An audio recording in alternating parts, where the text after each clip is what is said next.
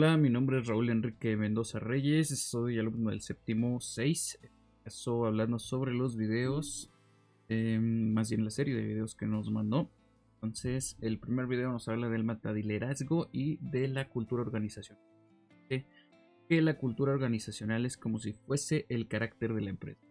Entonces, es lo que le da fuerza a la empresa. Pone por ahí que es como el temple, lo que hace tomar batallas y salir victoriosa o al contrario, pero siempre aprender, ¿no? Siempre aprende de los errores y de las cosas que va haciendo. Eso es el temple y sería parte de la cultura organizacional de la empresa. Pues nos habla que hay otra cosa que hacen las empresas, que es el clima de la organización, que es como el estado de ánimo de una organización, pero no es tan importante como la cultura organizacional. La cultura es como una ventaja competitiva de la organización. Entonces es bastante importante tener cultura en la organización para poder sacar adelante proyectos. Por ahí nos daba algún ejemplo de que cuando le das a un grupo de trabajo un proyecto con una buena estrategia, pero si el grupo de trabajo no tiene una buena cultura para colaborar entre ellos, van a echar a perder ese proyecto. En cambio, si le das algo medianamente estructurado con una mediana estrategia a un grupo que tiene una gran cultura, lo van a hacer salir adelante gracias a la cultura de colaboración que tienen, respeto y trabajo en equipo. Para poder generar una buena cultura, primero se debe saber qué es lo que se quiere, a dónde se quiere llegar, tener una meta y a raíz de eso, qué valores necesitas para poder cumplir con esa meta. Cuando ya tienes esos dos puntos, entonces ya empiezas a generar una cultura que va a generar que esos valores se arraiguen en las personas y así pueda tener ya una cultura en base a lo que la empresa necesita para llegar a cierto propósito. Después este mismo video nos habla de liderazgo y de un metalíder. Un metalíder es el que se lidera a sí mismo y con su comportamiento, con su ejemplo, está liderando a los demás. Para hacer esto, un metalíder necesita 5 sentidos o 5 cosas. Uno se tiene que preguntar quién es y para eso necesita saber sus valores, sus aptitudes, sus habilidades. Después se necesita preguntar que para qué existe, cuál es su propósito, por qué está en la empresa, cuál es su propósito como tal en el mundo, qué piensa hacer para el bien de los demás o incluso para su propio bien. Después, cuál es su dirección, cuál es su meta, hacia dónde quiere ir. Y debe ser contable, necesita saber reconocer qué es lo que ha hecho, cómo lo está haciendo y necesita llevar como que un control, una contabilidad de sus acciones. Y por último necesita tener sentido de conciencia, saber si lo que está haciendo está bien o lo que está haciendo está mal y no desviarse nunca de la meta que lo va guiando. Después el siguiente video nos habla de los mercados, la oferta y la demanda principalmente, en donde nos dice que el mercado es el lugar de transacciones entre alguien que tiene un producto o un servicio y un vendedor, ¿no? Entonces la compra-venta, más bien es el vendedor y un comprador, es la compra-venta. Pues nos habla que el precio es simplemente el número de unidades monetarias para adquirir algo. Es decir, por ejemplo, si yo quiero un kilo de arroz, me va a costar tanta cantidad de dinero para poder adquirirlo. Después nos habla de la demanda, que es la cantidad de producto que los compradores desean a cada nivel del precio. Es decir, que la demanda está dependiendo del precio. Más bien, cuando aumenta el precio, baja la demanda y a la inversa, ¿no? Cuando sube el precio, la demanda baja. Después nos habla que la demanda va a variar siempre que exista variación en los gustos o ingresos de las personas. Es decir, por ejemplo, cuando algo se pone de moda, la demanda aumenta bastante porque es algo que la gente quiere tener. Y cuando, por ejemplo, sus ingresos aumentan, tiene mayor poder adquisitivo, entonces igual la demanda suele aumentar. ¿Por qué? Porque las personas, la cantidad de gente, tiene mayor capacidad de compra. A su contrario, cuando disminuyen los ingresos, entonces la gente no compra tanto y baja la demanda, al igual que con los gustos. Si algo ya pasó de moda, se deja de comprar con tanta intensidad, entonces bajan las ventas como tal. Después nos habla sobre la oferta, que es la relación entre el precio de un bien y las cantidades que las empresas ofrecen. Es decir, que cuánto está dispuesta la empresa a venderte a cierto precio. Entonces nos dice que la oferta es la relación entre el precio del bien y las cantidades que la empresa destina a vender. Después nos menciona el precio de equilibrio, que es cuando los productores venden todo lo que quieren vender y los compradores compran todo lo que quieren comprar. Esto quiere decir que existe un punto de equilibrio, aunque es difícil llegar a eso, pero cuando se vende absolutamente todo y los compradores están satisfechos con la demanda, no quedan nada hacia ningún lado. Después, cuando el precio es superior al precio de equilibrio, entonces se tiene que hay un exceso de oferta, y el caso contrario, entonces se cuenta como un exceso de demanda. Dice por ahí que siempre que se aumente la demanda, el precio y la cantidad de equilibrio aumentarán, y lo mismo en caso contrario, o sea que el precio y la cantidad de equilibrio va a ir en función de la demanda y se van a mover de igual manera en el mismo sentido que la demanda. Es decir, si la demanda aumenta, el precio y la cantidad de equilibrio van a aumentar, y caso contrario, si la demanda disminuye, el precio va a bajar y la cantidad de equilibrio va a bajar. Es un caso totalmente diferente lo que nos comenta cuando es que la oferta aumenta. Cuando la oferta aumenta, el precio disminuye y la cantidad aumenta. ¿Esto qué quiere decir? Por ahí nos habla de tecnologías en donde, por ejemplo, tenías la capacidad para producir 10 chicles con cierta tecnología, pero después al mismo precio, con una tecnología más sofisticada, tienes la capacidad de producir 20 chicles al mismo precio. Esto quiere decir que tienes más producto, tienes más que ofrecer al cliente, pero tu precio no ha aumentado. Entonces, por ende, el precio disminuye por la cantidad unitaria de producto, y entonces se tiene ese balance. Cuando la oferta aumenta, el precio disminuye. Después, el siguiente video nos habla de los modelos de negocio, en donde nos dice que la principal base de un negocio es tener la idea del negocio. Es la base de tu proyecto. Ver qué es lo que quieres ofrecer, qué solución vas a dar o algo. Para poder generar un modelo de negocio se debe tener en cuenta la propuesta de valor, la infraestructura, los clientes y las finanzas del negocio. Se debe definir como tal cuál es el producto, qué solución representa o qué oferta de valor estás dándole al cliente. Se tiene que definir el cliente, quién es el que va a estar usando el producto, tienes que saber a quién se lo vas a dirigir. Después tenemos que distinguir nuestro canal de distribución para saber cómo vamos a llegar al cliente. Si va a ser digital, si va a ser un físico, si va a ser por tiendita, si va a ser como sea, si va a ser, no sé, que lo vendas por un periódico nada más, para entregarlo. Entonces necesitas identificar el canal de distribución, para quién va a ser. Después, qué relación puedes generar con el cliente para que exista una sinergia y que ese cliente, cuando el producto se termine, si es un producto perenne o un producto que se acaba, vuelva a regresar contigo y tú lo compres. Necesitas crear una relación con tu cliente. Después de esto se tiene que validar el modelo de negocio, y esto se hace con encuestas al usuario, teniendo retroalimentación de cómo tu cliente está obteniendo ese producto, cómo lo está viendo, le está gustando, no le está gustando. Y finalmente con esto ya se puede saber si es viable o no económicamente un negocio después de todos estos pasos. Y bueno, pasando al siguiente video, nos habla de las técnicas e instrumentos de investigación, en donde nos dice que la importancia principalmente de este video es con la que es obtener información que te dé respuesta a las preguntas que estás buscando. No solamente es investigar por investigar, es obtener respuestas a la investigación que estás realizando. Para esto nos habla que la metodología de investigación se compone de métodos, estrategias, técnicas e instrumentos. Acá nos habla principalmente de algunas estrategias que para recopilar datos se deben considerar muy importantes. Y para esto antes nos menciona que hay varios puntos que se deben considerar antes de realizar las encuestas o realizar esta recopilación de datos, ya que necesitan tener ética, permisos necesarios. Esto porque siempre es necesario cuidar la integridad del cliente. No puedes ir preguntando por la vida cualquier cosa. Entonces se necesita tener ética y los permisos necesarios. Pues se necesita tener qué unidades de análisis se van a utilizar, ¿no? Porque analizando cuánto mide un terreno, pues un metro.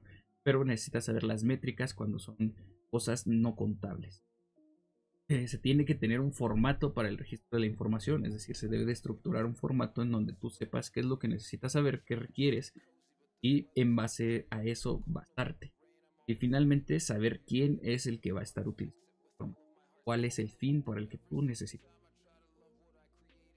Para la recopilación de datos se tienen entonces varias opciones o técnicas, como son la opción de observación, como si fuese un experimento, como si fuese, sí, como si estás observando, tienes un grupo de personas y tú la estás observando su interacción, cómo se comporta, y así estás teniendo una alimentación para recopilar datos. Se pueden hacer entrevistas, se pueden utilizar documentos ya existentes, se pueden generar incluso con ayuda del cliente, ya que puedes generarles, por ahí mencionar algo de diarios. Entonces tú le das a tu cliente, no sé, que vaya anotando cómo compra todos los días, qué es lo que hace durante cierto periodo, y entonces tienes ya un documento que te avale pues la información que estás buscando. También materiales audiovisuales, donde pues, videos, cinemática, fotos, etcétera, ¿no? Cualquier tipo de material audiovisual también funciona para recolectar información. Pero independientemente del método elegido para recopilar datos, se debe tener claro qué información se necesita y con base a eso crear un formato y reglas de registro. Quiere decir que, bueno, necesitamos saber tal cuál es el fin de nuestra encuesta o de nuestro experimento o lo que estamos haciendo para recopilar información, y necesitamos entonces en base a eso crear un formato que nos ayude a decir las preguntas o las, no sé, el método que estemos utilizando, dirigirlas hacia nuestro fin. Y ya una vez con esto, tener reglas también para no evadir demasiado la privacidad de la gente y poder así tener una buena alimentación sin necesidad de molestar a nadie. Bien, en general eso es lo que dice este video. Después el siguiente video es cómo hacer un estudio de mercado, donde nos menciona que el estudio de mercado es bastante importante, ya que muchas empresas, muchas emprendedores que no hacen este estudio de mercado suelen quebrar, ya que no saben hacia dónde se está dirigiendo su producto o su proyecto, ¿no? Entonces un estudio de mercado es un sistema que permite evaluar el potencial del negocio. Con esto ya vamos a saber si nuestro proyecto va a ser viable, si no va a funcionar, si sí va a funcionar, y qué es lo que vamos a hacer dependiendo de los resultados. El estudio de mercado nos va a permitir obtener la mayor cantidad de información para así poder generar estrategias de venta o estrategias de marketing y demás. Entonces, gracias a realizar un estudio de mercado se puede responder a las preguntas de qué potencial voy a tener en el sector, cuál es mi cliente ideal, cuál es mi mejor ubicación, o sea, poner si físico, incluso si es negocio virtual, qué va a ser mi competencia, cuál va a ser el entorno donde voy a estar y qué necesidades no están cubiertas, para así yo poder generar un producto, algo que pueda satisfacer las necesidades del cliente que aún no están cubiertas. Me va a dar mayor oportunidad. Esto va a ayudar a evitar dificultades y facilitar la operación del financiamiento. ¿Esto qué quiere decir? Que cuando tú ya llevas un estudio de mercado y quieres un financiamiento, llegas con cualquier banco y cuando ya tienes bien estructurado todo, el financiamiento va a ser mucho más sencillo. Por ahí estaba viendo un video extra. Hablaba de que decían, es que hice mi estudio de mercado y ahora tuve suerte porque ya me dieron mi financiamiento. Y ahí la persona mencionaba que no es suerte, simplemente es porque tú ya trabajaste, ya tienes una estructura, entonces no es suerte, ya llevabas todo estructurado, ya habías trabajado y por eso es que te habían generado. En regresando al video, nos dice que para realizarlo es bastante importante realizar encuestas o sondeos, lo que mencionábamos en el anterior de las estrategias o herramientas para poder tener información. Se debe de tener tests previos de los productos, es decir, pues vas y catas, ¿no? Andas a catar tus productos que quieras ofrecer para ver si a la gente le está gustando o no. Se debe de verificar el entorno en el que se va a poner el negocio. Esto quiere decir que cuando encuentras tu ubicación, ¿no? Necesitas ver en dónde te vas a ubicar, si es una plaza comercial, es simplemente un local, si va a ser en la web, contra quién vas a estar, en qué entorno vas a meter tu publicidad para que llegue la gente a ver tu web. Y se debe pues analizar el marketing de la competencia, que es lo que ellos están utilizando para venderse, para así tú con eso generar estrategias y poderte vender mejor. El siguiente video nos habla de cómo calcular el precio de venta de mi producto. Este video nos dice que es bastante importante calcular el precio del producto. Menciona dos métodos principalmente, donde nos menciona el precio basado en costos. ¿Qué quiere decir? Que vamos a sumar todos nuestros costos variables, costos fijos, cualquier tipo de costo. Todo lo que nos haya costado referente hacia nuestro producto lo vamos a sumar. Una vez hecho esto, se le va a sumar también el IVA o el impuesto que requiera el lugar, ¿no? Por ejemplo, es el IVA y puede ser también incluso el ISR si se quiere sumar. A esto se le va a multiplicar o se le va a adherir el porcentaje que queramos de ganar. Por ejemplo, si queremos algo, más bien algo nos costó, nuestro costo total es de 100 pesos y le queremos ganar el 20%, pues lo vamos a vender en 100.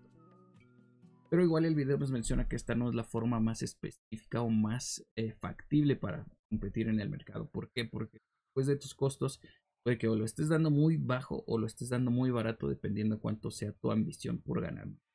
Entonces nos habla de un segundo método en donde nos dice que es el precio basado en la competencia, en donde tienes que ir a buscar tu competencia, ver en cuánto están vendiendo ellos el producto, qué producto están vendiendo, exactamente el mismo, varía en algo, cambia, no, y por qué.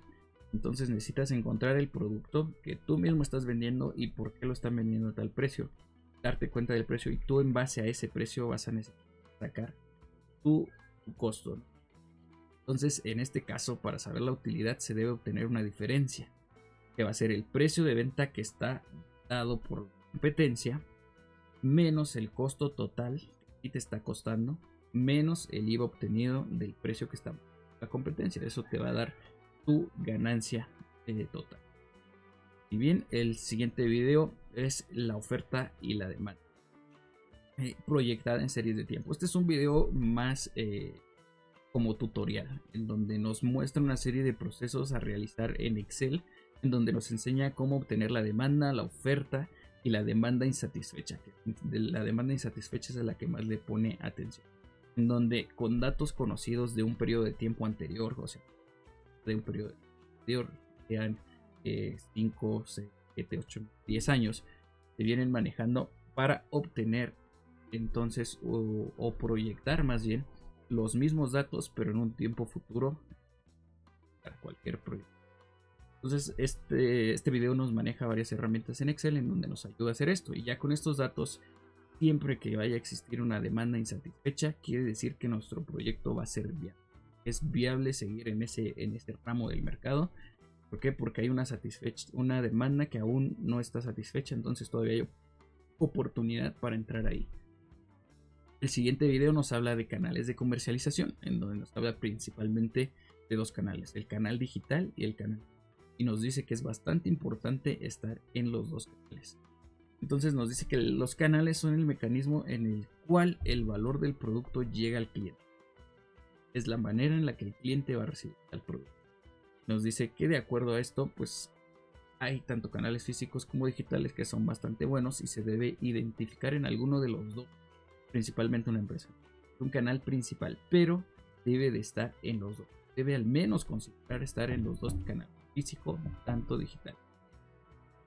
Para esto los canales físicos son cuando tienes ventas directas, que es mostrador, venta directa, interactúas con tus clientes, cuando hay representantes que te van a ayudar a vender, cuando hay resellers, que hay redistribuidores, que hay revendedores, cuando tienes distribuidores, porque pone ahí el ejemplo de Coca-Cola que tiene una red de refrescos, pero no puede vender en sus fábricas directamente, o no tiene algunos puntos por pieza, ¿no? Entonces va a las tiendas y entonces ahí tiene distribuidores que se dedican a vender por menudeo todos sus productos y tiene la distribución en megatiendas. Acá no habla mucho de tiendas porque no le llama mucho la atención, ya que no pagan como el producto más. Entonces las megatiendas puede ser como Soriana, como Comer, como Walmart, etcétera, ¿no? Estos canales de megadistribución en donde dice que son mal pagados, pero también es una opción para dar a conocer el producto, ya que bastante la gente necesita.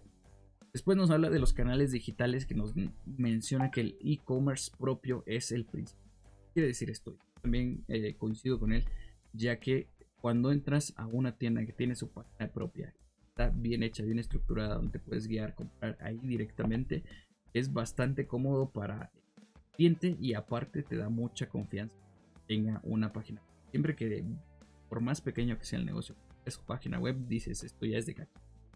Acá la desventaja es que puede ser un poco caro y te necesita mantenimiento y estar constante. Cuando cambia una oferta tienes que estarla actualizando y metiéndole ahí. Si no sabes algo de programación, pues vas a tener que tener contratado a alguien siempre que esté en tu página web, pero es un punto bastante importante tener una página propia de la empresa o el negocio. Después nos habla que hay tiendas de plataforma en donde están, por ejemplo, quieres vender una aplicación, nos habla principalmente de Play Store, de maneja Apple, que Apple Store. Entonces, ya que esas son las tiendas de plataforma donde también funcionar. Después nos habla del Full Filmer, que es donde hay ya aplicaciones o ya empresas que se dedican simplemente a ser el contacto de la persona, más bien del cliente, con la empresa. Son como que la conexión simple. Entonces, para esto se tiene que, por ejemplo, Mercado Libre, que es un ejemplo, puedes vender ahí lo que quieras prácticamente. Y Mercado Libre se encarga de estar dándole publicidad. Cuando alguien busca, va a poner tu anuncio y demás. Hay métodos para poder subir, para poder que te vean antes, ¿no? Igual ya Mercado Libre pues te cobra si quieres que aparezcas al principio, pero es una forma gratuita, entre comillas, porque es una comisión, de poder vender tu producto ayudado de otra empresa que se dedica ya principalmente a ello. Después nos habla del social commerce o redes sociales, que es principalmente de Facebook e Instagram, que he visto que vende ya bastante, y nos habla de algo que ya está siendo explotado y que debería de estarse explotando más. Aquí la problemática es que no hay manera de diferenciarte muy sencillo.